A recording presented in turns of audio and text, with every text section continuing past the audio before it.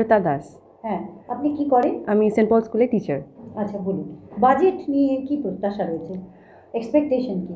Budget নিয়ে আমাদের সবসময় একটা কমন ম্যানের যে চিন্তাধারা অতটা কমপ্লিকেটেড নয়। আমরা অনেকেই বাজেট বুঝি না, হঠাৎ করে দাম বেড়ে যায়, আমরা বুঝতে পারি যে হঠাৎ করে অনেক কিছু হয়ে গেল, জীবনটা কঠিন হয়ে গেল।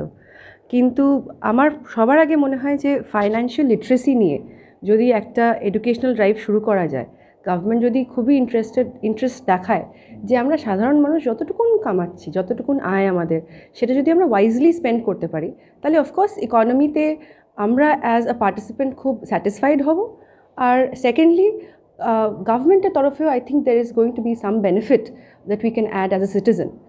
তাছাড়া এখন সবাই খুব হেলথ কনসিয়াস, মেডিসিনস সবসময় আমরা একটা লাইফের পার্ট হয়ে গেছে পোস্ট কোভিড।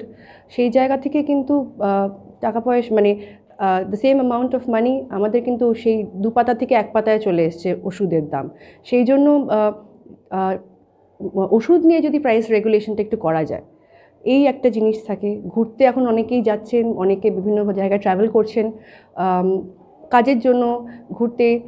সেই জায়গাতে ধরো যদি রেলওয়ে কনসেশনস যদি কিছু থাকে, স্টুডেন্টসদের জন্য যদি রেলওয়ে কনসেশনস থাকে, বাচ্চারা বিভিন্ন জায়গায় এক্সাম সেন্টার্স পড়ে, অনেকটা দূরে পড়ে, অনেকে রেলওয়ে ফেয়ার অ্যাফোর্ড করতে পারে না বলে যেতে পারে না।